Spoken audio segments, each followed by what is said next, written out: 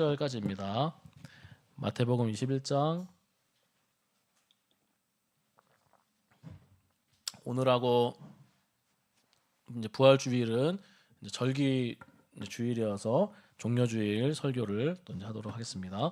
마태복음 21장 1절에서 11절까지 우리 다 찾으셨으면은 한 절씩 읽도록 하겠습니다. 제가 먼저 1절 읽도록 하겠습니다. 그들이 예루살렘에 가까이 가서 갈람산 벳박에 이르렀을 때 예수께서 두 제자를 보내시며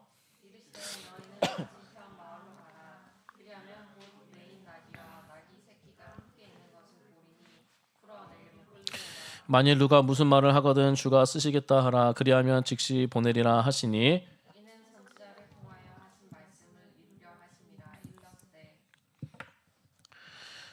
시온 딸에게 이르기를 내 왕이 내게 임하나니 그는 겸손하여 낙이 곧 멍에에 매는 짐승의 새끼를 탔도다 하라 하였느니라. 낙이와 낙이 새끼를 끌고 와서 자기들의 겉옷을 그 위에 얹음에 예수께서 그 위에 타시니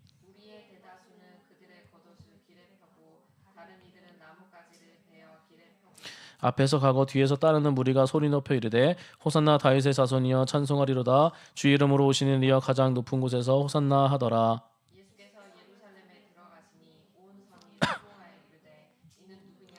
함께요. 무리가 이르되 갈릴리 나사렛에서 나온 선지자 예수라 하니라. 아멘. 우리 겸손의 왕 예수 그리스도라는 제목으로 우리 하나님 말씀을 전하도록 하겠습니다. 네.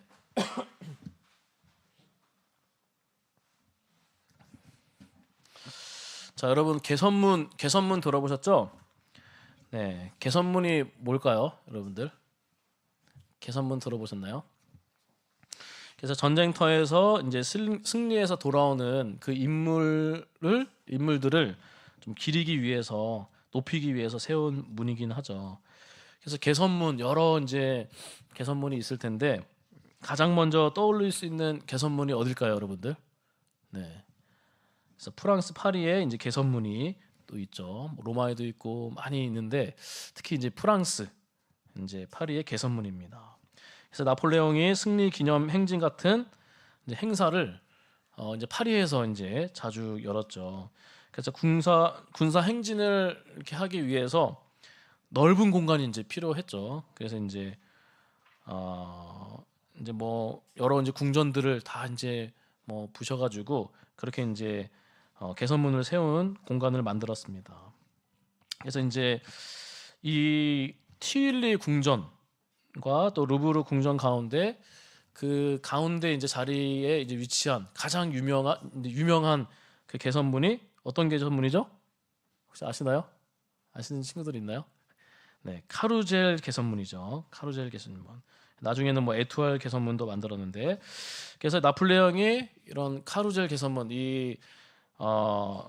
자신이 나폴레옹 아주 이제 그 승리의 그 축하를 받기 위해서 그렇게 행진을 하면서 그렇게 이제 행사를 자주 열었습니다. 승전을 기념하려는 목적으로 만든 것이죠.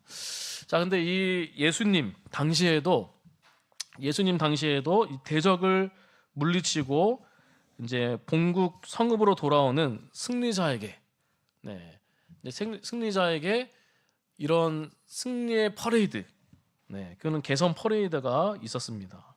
그래서 이제 백성들은 이제 뭐 종려나 뭐 다윗 시대도 그랬죠. 이제 많은 이제 이렇게 전쟁이 많았잖아요.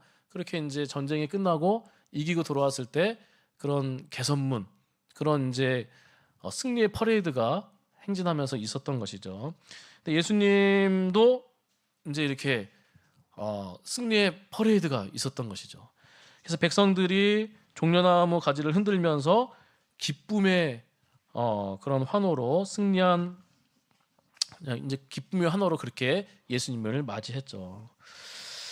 자, 근데 이제 예수님이 이제 어떻게 합니까? 네, 예수님은 오늘 본문에서는 나귀 새끼를 타고 예루살렘에 들어가시는 그 장면을 우리가 볼 수 있습니다. 그래서 이제 유월절을 맞아서 이제 수많은 이제 군중 앞에서 그렇게 이제 승리의 퍼레이드를 이제 벌인 것이죠. 근데 이제 아주 빛나는 뭐 갑옷이나 뭐 펄럭거리는 그런 망토를 두르고 그렇게 멋진 그런 준말을 타고 예루살렘에 입성하는 것이 아니라 무엇입니까? 당시 평민들의 그런 입은 옷을 입고 이제 나귀 새끼를 타고 그렇게 칭송을 받으면서 예루살렘으로 오시는 장면을 볼 수 있습니다. 이렇게 나귀 새끼를 타면서 이제 많은 사람들에게 칭송을 받으면서 이렇게 예루살렘에 입성한 이유가 무엇인지, 그래서 오늘 본문이 우리에게 주는 메시지가 무엇인지 이 장면인 거예요. 오늘 이 종려주일이 그거죠. 종려나무 이제 가지를 흔들고 그렇게 이제 많은 사람들이 그 환호 속에서 예루살렘에 입성하는 그 주간, 그 절기, 그 절기라 해서 이제 종려주일 그렇게 하는 것입니다. 사실은 많은 사람들이 환호가 있었지만 이것은 이제 고난 주간인 거죠. 종려주일 다음에 이제 고난의 시작이 있는 것이죠. 그리고 이제 부활절, 그래서 종려주일이라고도 하는데, 그래서 어쨌든 이제 예수님은 이제 예루살렘 근처에 1절에 보면은 21장 1절에 보면은 예루살렘 근처에 있는 감람산 벳바게에 이릅니다. 자, 벳바게는 이제 감람산 남동쪽에 있는데, 그래서 이 벳바게에 이르렀을 때, 자, 어찌 됩니까? 예수님께서는 두 제자를 맞은편 마을로 보내서 뭐죠? 나귀와 나귀 새끼를 구해오도록 그렇게 명했습니다. 그래서 이 갈릴리 이제 지역에서, 이제 갈릴리 북쪽이죠. 예루살렘 북쪽에서 갈릴리 지역에서 이제 예루살렘 성까지 이제 오랫동안 이제 도보로 걸어오셨죠. 예수님과 제자들 많은 사람들이, 무리들이. 근데 이제 예루살렘 성 2km에서 3km, 이제 벳바게에서 한 2km, 3km 정도 돼요. 벳바게가 거기에서 3km 정도 남겨두고 일부러 나귀를 구해오도록 그렇게 명령하셨습니다. 그래서 제자들은 예수님이 명하신 대로 나귀와 나귀 새끼를 끌고 왔습니다. 예수님은 제자들이 나귀 새끼 위에 이제 겉옷을 얹어 그렇게 이제 만든 안장에 타셨습니다. 그리고 제자들은 예수님의 말씀에 순종했고 또 예수님의 예루살렘 입성을 위해서 섬겼습니다. 그래서 이제 어찌됐든 이제 나귀에 이제 예수님이 앉고 예루살렘에 입성을 했습니다. 근데 우리가 여기서 이제 질문할 수 있는 것이죠. 왜 나귀를 구해오도록 하셨을까? 그래서 나귀가 구해오도록 하는 이 명령에는 예수님이 누구신가, 누구신가를 계시하는, 말해주는 중요한 의미가 또 담겨져 있는 것이죠. 그래서 예수님이 이제 구약 성경 스가랴서 9장의 말씀을 이제 성취하시는 것입니다. 스가랴서의 이제 9장의 이제 그 말씀을, 예언의 말씀을 성취하는 것이죠. 그래서 우리 아까 방금 읽은 4절 5절에서 4절 5절이 어떤 말씀이냐면 스가랴 9장 9절을 인용해서 예수님이 이 말씀을 이루려 하셨다는 것이죠. 우리 스가랴서 9장 9절을 우리 화면을 보면서, 여기도 있지만 한번 보도록 하겠습니다. 참고 구절 한 절만 읽도록 하겠습니다. 시작. 시온에 따라 크게 기뻐할지어다. 예루살렘에 따라 즐거이 부르시어다. 보라, 내 왕이 내게 임하시나니 그는 공의로우시며 구원하시며 겸손하여서 나귀를 타시나니 나귀의 작은 것 곧 나귀 새끼니라. 아멘. 그래서 스가랴의 이 말씀이 무엇이죠? 한마디로 공의롭고 겸손한 왕이 그 백성을 구원하기 위해 예루살렘에 오실 것이다. 그것을 이제 스가랴가 이제 예언을 했었죠. 그래서 겸손하여서 나귀를 타시나니, 그래서 나귀 새끼를 타고 오시는 모습은 그 왕이 어떤지, 어떤 왕인지 그렇게 보여주는 이미지죠. 그래서 이 나귀는 겸손의 상징인 것이죠. 겸손의 상징. 그래서 이 말은 이제 강함과 위엄의 그런 상징이 있습니다. 말은 강함과 위엄. 아까 이제 나폴레옹이 말을 타고 그런 사진들이 있습니다. 막 이렇게 멋있게 이제 하는 사진인데, 이 말은 이제 강함, 그런 위엄의 상징이라면은 이 나귀 혹은 나귀 새끼는 무엇입니까? 그와 반대 이미지입니다. 그래서 왕이 공의와 겸손으로 그의 백성을 긍휼히 여기시며 구원하신다는 것입니다. 그래서 예수님은 의도적으로 이 말씀이 지금 성취되고 있음을 이제 보여주고 이 나귀 새끼를 타면서 예루살렘에 입성하면서 그렇게 보여주고 있는 것입니다. 그 말씀은 성취를 하는 것이죠. 그래서 예수님은 나귀 새끼를 타고 예루살렘에 입성하신 모습을 통해서 무엇입니까? 자신이 구원자로 오신 메시아이심을 분명히 밝히셨다는 사실입니다. 네. 그러니까 예수님이 그냥 나귀를 타고 이렇게 나귀가 좋아가지고 귀여워가지고 이게 그게 아니죠. 항상 그 예수님이 이제 그 말씀을 그 예언의 말씀을 성취를 하시는 것입니다. 하나님의 말씀은 약속의 말씀이잖아요. 네, 그렇게 예언을 하시잖아요. 예언을 했는데 성취가 안 되면 안 되잖아요. 네, 그러면 하나님 말씀에 분명하지 않는 것이죠. 확실하지 않는 것이죠. 그러나 그 말씀을 이제 성취를 하시는 것입니다. 어찌됐든 이제 8절에 보면은 이제 아주 많은 무리가 예수님을 이제 환영했습니다. 예수님이 예루살렘에 입성하실 때 함께했던 사람들은 이제 여리고에서부터 예수님을 따랐던 무리와 또 이제 그런 무리들이 있었죠. 여리고에서부터 이제 따라왔던 뭐 제자들 무리들이 또 있었을 것이고 또 예루살렘 성의 소식을 듣고 나온 무리들도 있었을 것입니다. 그래서 당시 평소에 예루살렘에 거주했던 사람은 한 약 7만 명 정도 된다고 하고 또 유월절과 같은 절기에는 약 25만 명 정도 그 수가 늘어났다고 합니다. 그래서 무리가 대다수가 그들의 겉옷을 길에 폈습니다. 네. 다른 이들은 나뭇가지를 베어서 길에 폈습니다. 여기서 이제 나뭇가지는 종려나무 가지를 말하는 것이죠. 겉옷과 나뭇가지를 길에 펴서 이렇게 누군가를 지나가게 하는 것은 이제 왕을 맞이하는 모습입니다. 그래서 열왕기하 9장 12절에서 13절을 보면은 북이스라엘 왕국의 이제 예후가 이제 왕으로 기름 부음 받았을 때 이제 무리들이 자기 옷을 바닥에 깔고 이제 왕을 영접했습니다. 그래서 예수님이 가시는 길에 겉옷과 함께 펴놓은 이 종려나무 가지는 왕이 영광 중에 그렇게 걸어가도록 하는 이제 임시 레드카펫이었다고 말하면 됩니다. 어쨌든 이 지금 그곳에 많은 사람들은 이제 예수님을 왕으로 매우 극진하게 환영하고 그렇게 맞이하고 있습니다. 그래서 이 장면은 예수님의 그 공생애 중 그분이 왕으로서 가장 부각되는 모습이라고 이제 할 수 있는 것이죠. 그래서 예수님이 이제 예루살렘에 입성하실 때 많은 사람들이 소리를 높여서 환호하고 그렇게 찬송하며 앞에서 가거나 뒤에서 따랐습니다. 어떻게 환영했었죠? 우리 9절에 보면은 우리 9절 한번 읽어볼까요? 읽겠습니다. 시작. 앞으로 가고 뒤에서 따르는 무리가 소리 높여 이르되 호산나 다윗의 자손이여 찬송하리로다 주의 이름으로 오시는 이여 가장 높은 곳에서 호산나 하더라. 아멘. 호산나는 무엇이죠? 이제 구원하소서라는 뜻이죠. 그곳에 많은 모인 사람들이 이제 구원하러 오시는 왕을 찬송하기 위해 일반적으로 쓰였던 표현입니다. 그리고 다윗의 자손이라는 그 표현은 그들이 찬송한 왕이 일반적인 왕이 아니라 이스라엘을 구원할 왕으로 그렇게 성경에 예언된 메시아였음을 말하는 것입니다. 다윗의 자손 메시아, 네, 그리스도, 우리를 해방시켜줄 그런 다윗의 자손이다. 그래서 이 백성들은 이 공개적인 환호와 찬양을 이제 예수님이 이제 백성들의 그 공개적인 환호와 찬양을 받으면서 그렇게 예루살렘의 성에 입성을 했습니다. 이렇게 이 퍼레이드를 통해 입성하신 이유가 무엇이냐?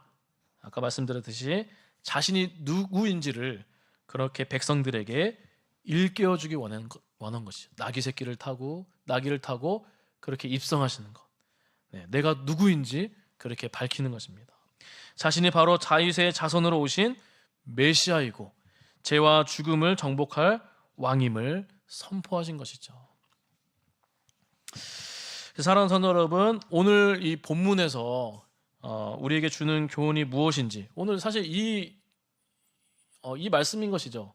이런 장면인 것이죠. 오늘 읽은 본문이. 이 본문을 가지고 우리에게 주는 교훈이 무엇인가? 그래서 두 가지만 우리 살펴보고 끝내도록 하겠습니다. 우리 친구들 너무 고마워요. 이렇게 너무 착하네. 이따가 반찬 하나씩 더 먹어요. 네.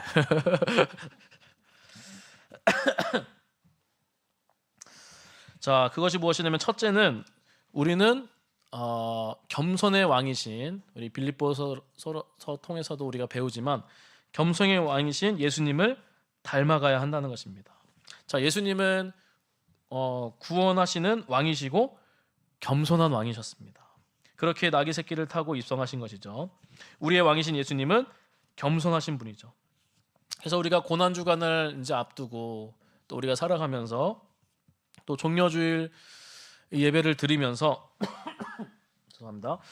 우리가 묵상하면서 우리의 삶에 새겨 놓아야 할 것이 이제 무엇이냐면 바로 겸손이라는 것이죠. 자, 여러분들 교회의 머리가 누구죠? 교회의 머리가 바로 우리 주 예수 그리스도입니다. 네. 그래서 교회의 머리 대신 우리가 예수 그리스도를 따라가야 되는 것이죠. 네.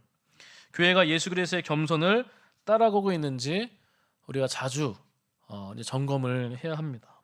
저부터도 마찬가지고 우리 이제 교회 성도들은 목회자도 똑같은 것이죠. 목회자도 마찬가지고 교회 머리가 목회자가 아니죠. 네, 교회의 머리는 예수 그리스도다. 그래서 우리가 늘 점검을 해야 됩니다. 네, 이게 점검을 안 하면은 흔들릴 수 있는 것이죠. 교회는 그 겸손의 왕이신 예수 그리스도를 닮아가고 있는가? 네. 그래서 이 예수 그리스도를 교회의 머리신 예수를 닮아가고 있는가? 이것이 그렇게 있지 않은가? 그것에 따라서 이 교회가 건강하다, 그렇지 않다 우리가 판단할 수 있는 것이죠. 자, 이 땅의 교회가 이제 멋져 보이는 것이 무엇입니까, 여러분들? 뭐 큰 건물 때문이 아닌 것이죠. 뭐가 있어서 그런 것이 중요하지 않습니다. 교회가 교회의 다움은 머리 대신 그 예수 그리스도를 얼마나 닮아가고 있는가? 겸손의 왕이신 예수 그리스도를 닮아가고 있는가? 예수님께서는 처음에 이 땅에 오셨을 때도 겸손으로 오셨죠. 예수님은 근본 하나님의 본체시나 하나님과 동등됨을 취할 것으로 여기지 아니하시고 오히려 자기를 비어 종의 형체를 가지사 사람들과 같이 되셨고 사람의 모양으로 나타나사 자기를 낮추신 것이죠. 그리고 이 땅을 떠나가는 마지막 죽음의 그런 자리에서도 순간에서도 겸손으로 일관된 삶을 사셨습니다. 우리의 왕이 겸손의 왕인 것을 우리가 잊어서는 안 된다는 것입니다. 그래서 예수님은 늘 그렇게 오셔가지고 제자들에게도 허리를 동이시면서 겸손의 본을 보여주셨고 그의 삶이 온전히 공의와 또 겸손이었죠. 아까 우리 스가랴 얘기한 것처럼 공의로우시며 겸손하여 낙이 곧 멍에 매는 짐승의 새끼를 탔도다, 그렇게 말씀합니다. 그래서 우리가 교회가 이 발휘하는 그 힘은 이 세상과 지배하는 힘과 정반대입니다. 그래서 우리가 온 세상에 전해지는 이 복음의 외침은 어떻게 전해져야 합니까? 겸손과 희생과 섬김과 나눔의 방식으로 그렇게 전해져야 합니다. 그래서 우리 겸손은 우리가 무엇입니까? 겸손의 단어 뜻이 무엇입니까? 뭐 여러 가지가 있겠지만 우리가 성경의 우리 빌립보서를 통해서도 우리가 배웠듯이 이제 두 가지로 말할 수 있는 것이죠. 하나는 자기를 낮추고 다른 사람을 낮게 여기는 것입니다. 또 다른 하나는 자기를 돌본 뿐더러 다른 사람의 일을 돌보는 것입니다. 그래서 첫째 다시 자기를 낮추고 다른 사람을 낮게 여긴다.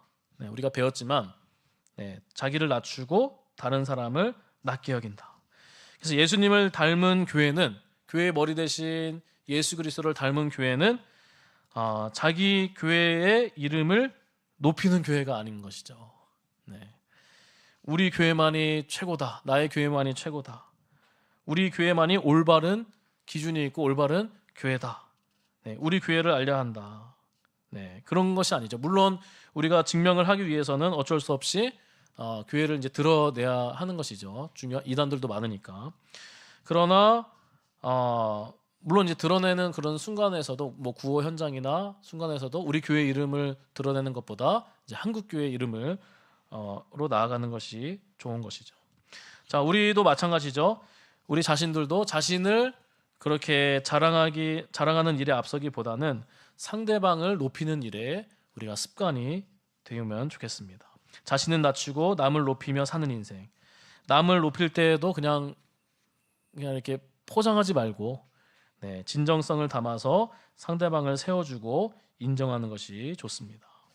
자, 겸손이 또 무엇이냐면은 두 번째, 그래서 예수님을 닮은 교회는 무엇입니까? 자신의 교회도 이제 돌보아야 하지만 힘써서 이제 돌봐야 하는 것이죠.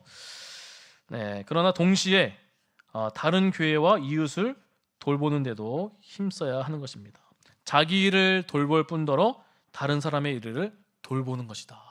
이게 또 겸손인 것이죠. 네. 그래서 이 자기 교회만 돌보면은 또 안 되는 것이죠. 자기 교회도 돌봐야 됩니다. 네, 중요합니다. 네, 그래서 한 가지 뭐 예를 들면은 그래서 이 교회에서 뭐 이제 우리 교회마다 이제 이렇게 교회가 교회를 섬기는 그런 것도 있지만 이제 우리 교회에 이제 좀 뭐 마인드라고 이제 할 수 있겠지만 이제 성경적인 부분인 것 같아요. 서울광역교회에서도 이제 그렇게 이제 배운 것이죠, 우리가. 그게 무엇이냐면은 이제 교회에서 이제 좋은 동기로 이제 교회에서 이제 우리가 이제 장사를 이제 하면 될까요, 여러분들? 그렇죠. 이게 막 그래서 이제 잘 해야 되는 것 같아요. 처음에는 좋은 동기로 뭐 서점을 또 이렇게 할 수도 있고 책을 이렇게 서점을 만들 수도 있잖아요. 또 무언가를 이렇게 바자회를 해가지고 바자회는 좀 애매하긴 한데 어찌됐든 뭔가를 해서 이렇게 수익을 남길 수 있거든요. 수익을. 뭐 커피도 그렇고 커피도 뭔가 이렇게 팔아서 강의 같은 것도 그래요. 뭐 강의도 뭐 강의를 열었으니까 뭐 교회 강의도 뭐 그런 것도 있잖아요. 교회 강의를 열어서 이렇게 그냥 선교 센터나 그러면 괜찮은데 다른 그 목적으로 하면 괜찮은데 교회에서 약간 그렇게 수익을 내서 하는 것. 네. 근데 그 이유 왜 그러냐면은 왜 이게 우리가 지향을 해야 되냐면은 무엇입니까?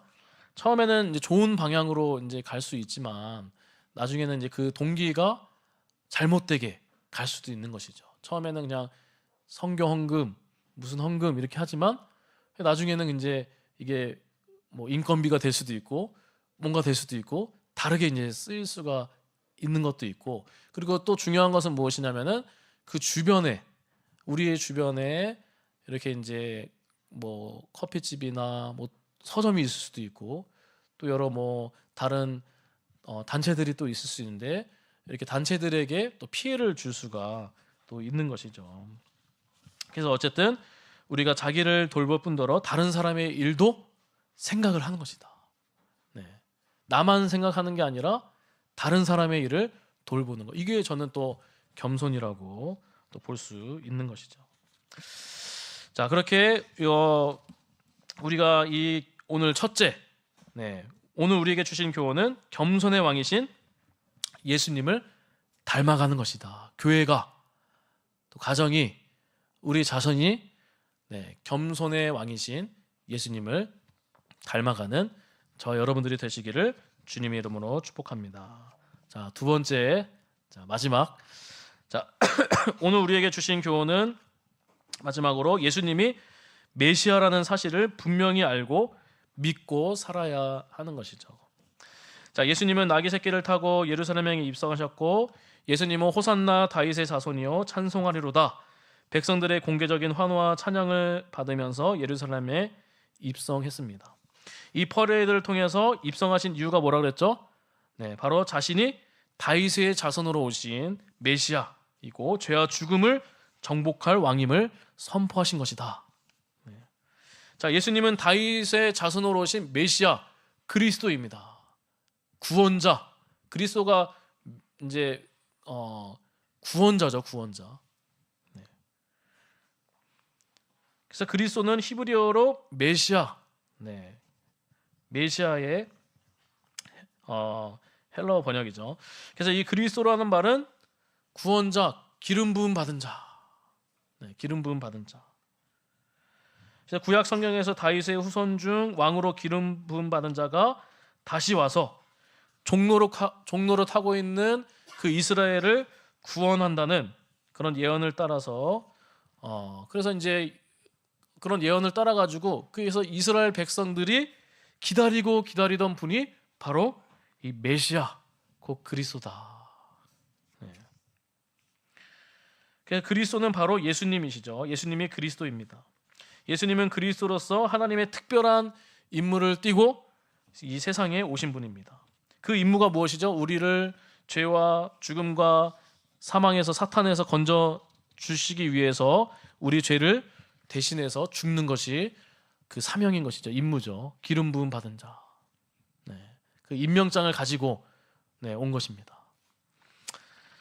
그래서 이 교회가 예수님이 그리스도라고 고백하며 복음을 전하는 것은 예수님이 구약 성경에 약속된 그리스도이며 예수님이 우리를 죄와 죽음과 사탄에서 건져주기 위해서 우리 죄를 대신하여 죽고 우리의 의를 위해 부활하신 분임을 믿는다는 것입니다.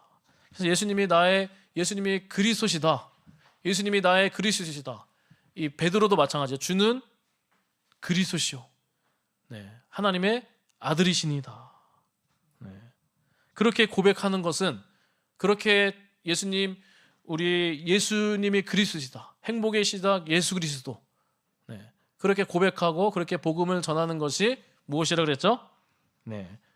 그렇게 예수님이 구약 성경에서 그렇게 이미 약속하신 그리스도이시고 우리를 죄와 사망과 사탄에서 그렇게 건져주기 위해서 우리의 죄를 대신하여 그렇게 죽고 우리의 의를 대신하여 우리를 위해서 부활하신 분임을 그렇게 믿는다는 그러한 고백이 예수님은 나의 그리스도다. 그러한 믿는다는 그런 고백이라는 것입니다. 그래서 오늘 본문은 예수님이 이 그리스도라는 사실을 드러내는 것입니다. 무리 중에 예수님이 누구신지 아는 사람들도 있었지만 그러나 대다수는 잘 모르고 외치는 사람들도 있었을 것입니다. 그렇죠? 그렇기 때문에 얼마 후에 많은 사람들이 그렇게 환호했던 사람들이 나중에는 십자가에 못 박으라고 그렇게 또 외쳤던 것이죠. 로마 제국의 압제로부터 그냥 얼마나 그런 핍박을 받았겠습니까? 황제 숭배와 로마의 여러 가지 그런 악법들로 그런 무엇입니까? 차별로 여러 가지 것들로 그렇게 이제 핍박을 받았을 텐데 그런 로마 제국의 압제로부터 해방시켜줄 그걸 왕을 이제 기대하는 것이죠. 기대하며 그래서 이제 환영하는 것이죠. 우와, 이제 그 다윗의 자주신 메시아가 우리를 해방시켜줄 그런 구원자가 그렇게 오는구나. 그래서 막 종려나무 가지를 펼치고 흔들고 환호하는 것입니다. 그러나 무엇입니까? 실망을 하는 것이죠. 죽으러 이제 고난의 길을 가니까 전혀 막 힘이 없는 것이죠. 그러니까 이제 실망하자 오히려 더 예수님을 배척하게 되는 것입니다.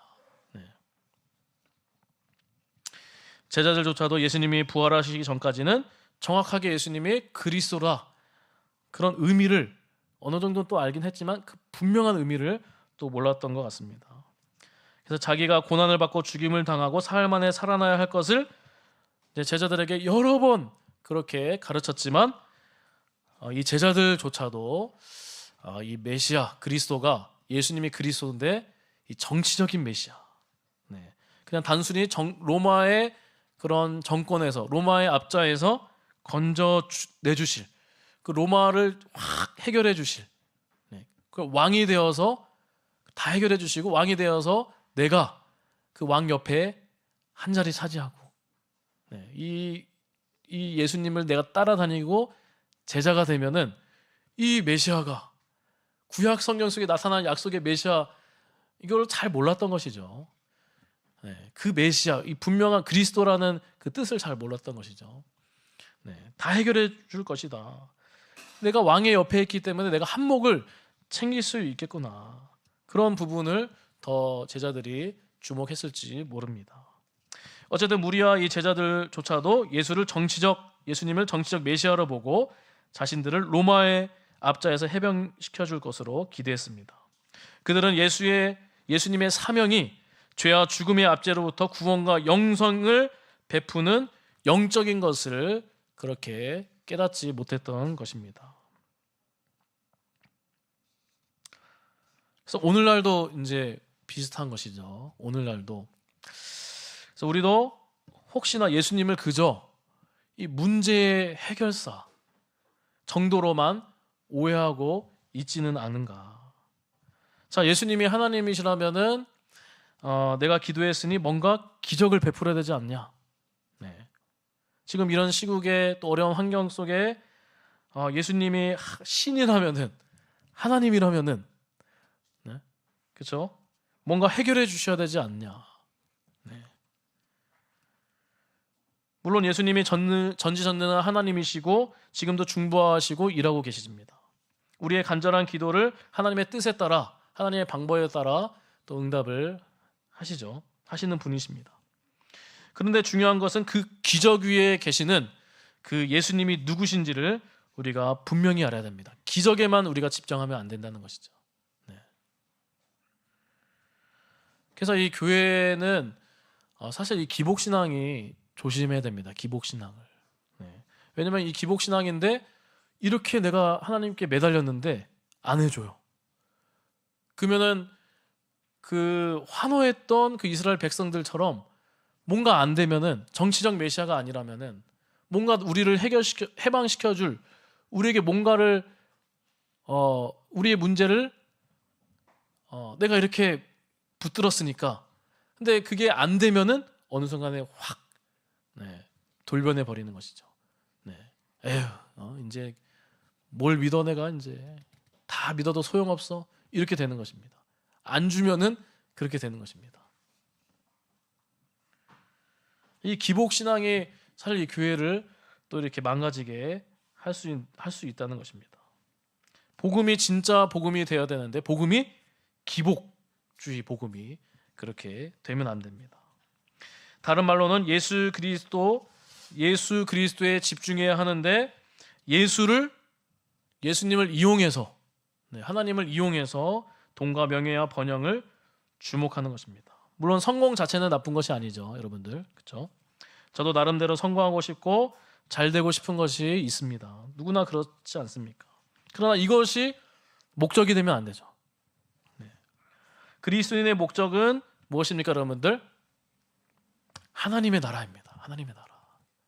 그리스도의 목적은 예수님입니다. 그래서 이 땅에 하나님의 나라의 그 가치가 충만하게 임하는 것입니다. 네. 예수님이 오심으로 말미암아 이 땅에 오심으로 하나님의 나라가 임했어요. 이미 임했습니다. 그렇죠?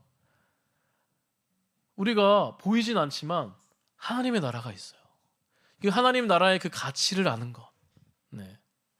이미 임했습니다. 아직 완성되지 않았지만 이제 이미와 아직 사이에 있는 것이죠. 우리가 아직 완성되지 않았지만 이미 임했어요. 예수 그리스도 안에 하나님의 나라가 있어요. 네. 그래서 그 하나님의 나라를 우리가 더 그 가치를 알기 위해서 우리가 하나님을 영화롭게 하고 하나님을 찬양하고 하나님께 예배드리고 또 우리가 말씀을 연구하고 또 그렇게 교제하고 그렇게 나아가는 것입니다. 네.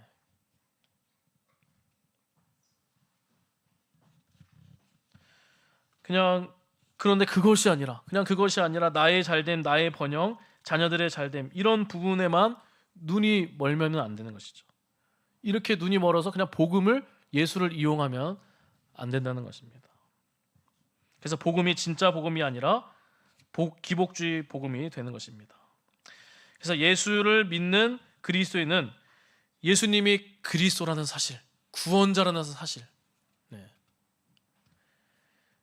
그래서 이 예수님이 이렇게 보여주시는 거예요. 나귀 새끼를 타고 그 예언의 말씀을 성취하는 것이다. 네.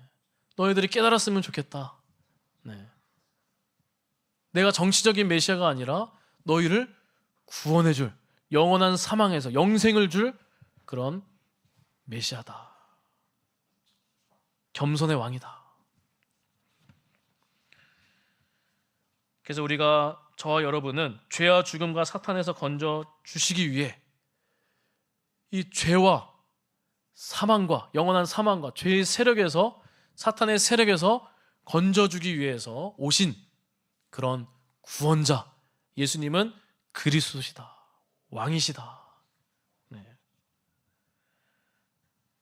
예수님만이 그리스도라는 그런 사실로 우리가 감사해야 하는 저 여러분들이 되시기를 주님의 이름으로 축복합니다. 그리 아니하시할지라도 우리가 감사하는 것입니다. 네. 그래서 우리의 삶에 한마디로 얘기하면은 저는 이제 그런 것 같아요. 쉽게 이제 한마디로 정리하면 우리의 삶이 어떤 삶인가? 네. 삶은 무엇이죠? 계란, 삶은 계란. 삶은 무엇이죠? 주께서 주신 그 은혜에 감사하며 사는 삶. 이거 하나. 그래서 주께서 주신 그 은혜에 감사하며 사는 삶. 그리고 그 감사가 흘러가는 삶. 그렇죠? 주께서 주신 은혜에 감사하며 사는 삶. 그리고 감사가 흘러가는 삶. 네. 그것이 이제 우리의 삶의 목적입니다. 그래서 우리 말씀을 맺도록 하겠습니다. 자, 예수님은 하나님이 자기 백성을 구원하도록 보내신 왕입니다. 그는 자기 백성을 구원하기 위해 나귀 새끼를 타고 오시는 겸손의 왕이시고 다윗의 후손 곧 왕으로 기름 부음을 받은 메시아 곧 그리스도이십니다. 겸손의 왕이신 예수 그리스도를 제대로 믿고 또 그 믿음 안에서 감사하며 겸손하며 또 하나님의 나라를 위해 쓰임 받는 저와 여러분들이 되시기를 주님의 이름으로 축복합니다. 우리 오직 주의 사랑하며 우리 하나님께 찬양